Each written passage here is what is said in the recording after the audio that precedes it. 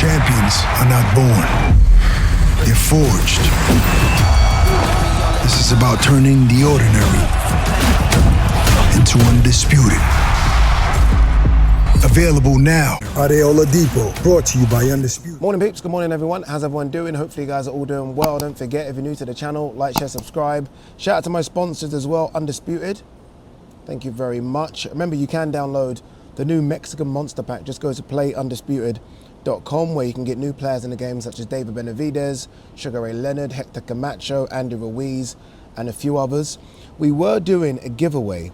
I say were because it ended a couple of days ago and they have sent me over the winners' names. One second, just looking for it now. Okay, first place was Ryan from Dublin, second place Tyrone from London, and third place was Danny from Manchester.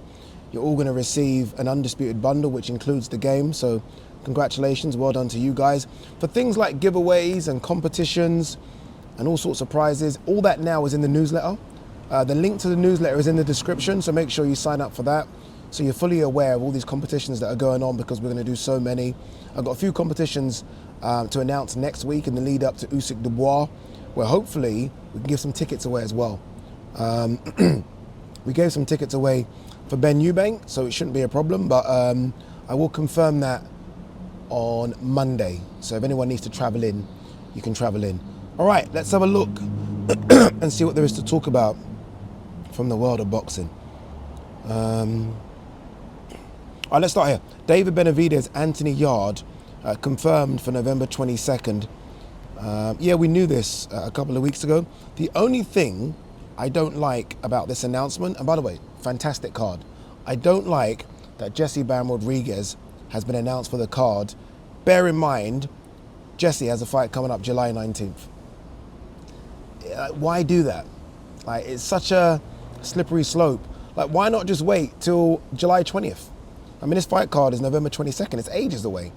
Let Jesse get through unscathed, no problems, and then announce Jesse's fighting on the card. It's actually quite disrespectful to his opponent, I think. And if I'm his opponent, I'm like, okay, one second. So you're announcing a fight after me, even though we haven't fought? And look, Jesse's a favorite. Jesse's a pound for pounder, but I just don't see why we do this. We've done this before, and it just never, the boxing gods have a way of messing the script up. And I just feel like it's better to just wait until July 20th. As for the card, incredible. Honestly, David Benavidez, Anthony Yard, it's a great fight. It's a great fight. Obviously, a lot of us wanted Benavidez, Callum Smith, but I mean, don't tell me Anthony Yard as a replacement isn't a good replacement. Solid replacement. Brian Norman versus Devin Haney, fantastic. Abdullah Mason, Sam Noakes. I mean, this is a really, really good card.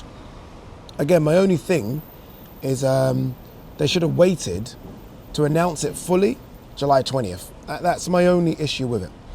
Natasha Jonas views rival Katie Taylor as favourite against Amanda Serrano. I don't know, man.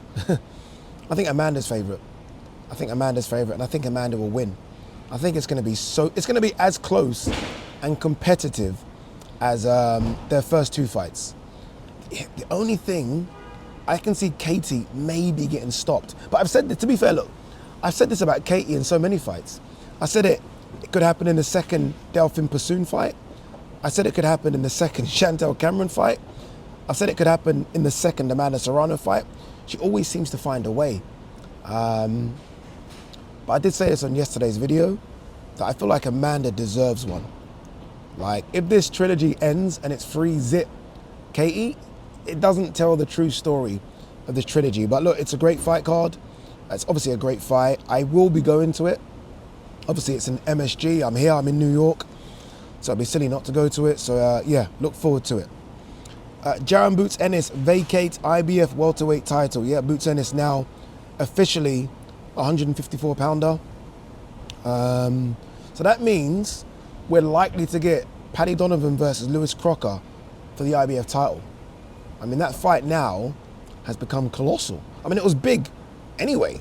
Now it's massive. I think they're going to go to a stadium for this one. I think I saw Frank Smith post something on Instagram about this. So I think they'll go to a stadium. I don't know what Lewis Crocker can do to beat Paddy Donovan going off their first fight. What he does need to do, like 110%, is go back to the Lewis Crocker that just bullied people. It might work, it might not work, but certainly trying to box Paddy Donovan ain't gonna work. All right, let's talk about Alexander Usyk versus Daniel Dubois, which is, what are we? Is it 11 days away? Yeah, 11 days away. 11 days away until another undisputed heavyweight title fight. Like, we waited so long for one, now all of a sudden they're coming around like London buses. I believe, and I think I heard that they've sold 87,000 tickets already. I say already because trust me, and I know this now, a lot of people buy tickets 3 or 4 days out. So this is gonna go over 90,000, which is incredible. And it speaks to the star power now of both, honestly, of both. I mean, and I said this about Daniel Dubois, I always reference like the Highlander movies where you take someone's head off, you get their power. And don't get me wrong, I'm not trying to say that Daniel Dubois is the new AJ, because he certainly isn't, and I don't think he will be. But surely he would have gained a lot of fans by beating AJ in Wembley Stadium. Like, everyone that came there for AJ would have left as a Daniel Dubois fan, and I wouldn't be surprised if those people are the ones buying tickets for this. And Alexander Usyk's a superstar, like a superstar already. I've always said that Alexander Usyk will win, and I'm not going to change my mind. Trust me, Alexander Usyk, for me, is a massive favourite to win. But that massive favourite tag has got shorter and shorter and shorter as we get closer to the fight. Like, when this fight was initially announced, I'm like, Alexander Usyk. Okay, so when they fought in Poland, and you guys know this, I said I gave Daniel Dubois 0% chance. No joke, zero, no chance. When this fight was announced, what was it announced? 2 months ago, 3 months ago? I said, okay, I give Daniel Dubois a 20% chance. Now, I give Daniel Dubois a 35% chance. I've watched him spar. I've seen some behind the scenes stuff. I've peeked behind the curtain, if you like. And he is in incredible shape. Mentally, physically, emotionally. Like, this is the best version of Daniel Dubois there's ever been.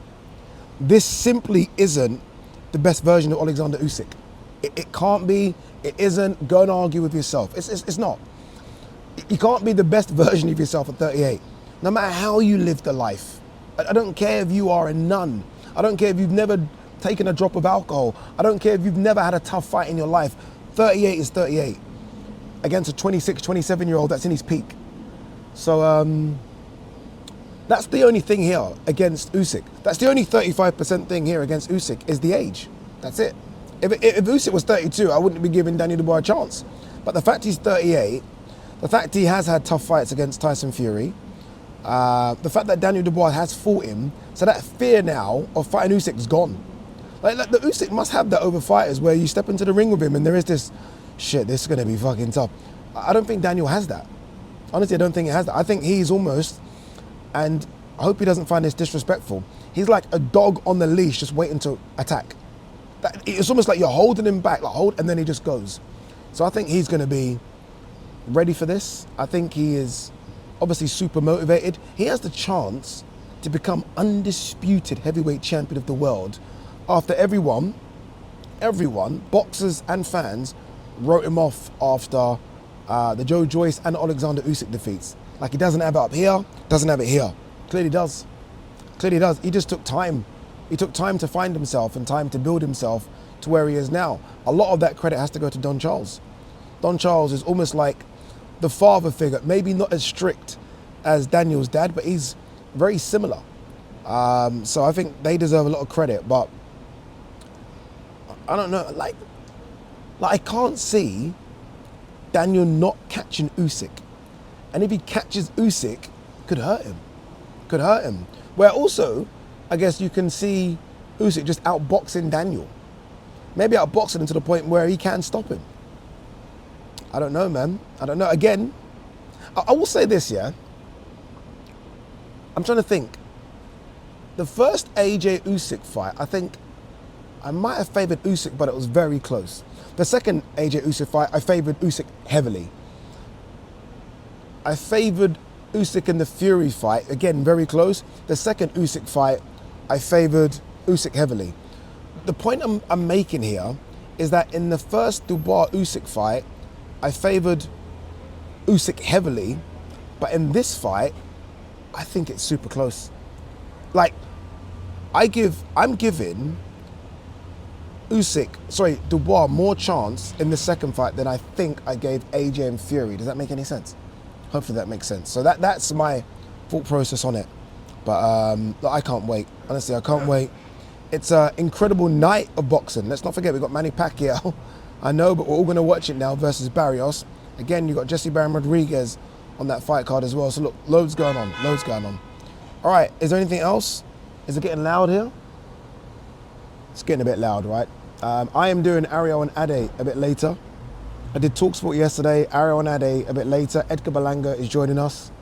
And then I'm doing the Real Madrid PSG game. Ronaldo is going to join us, R9.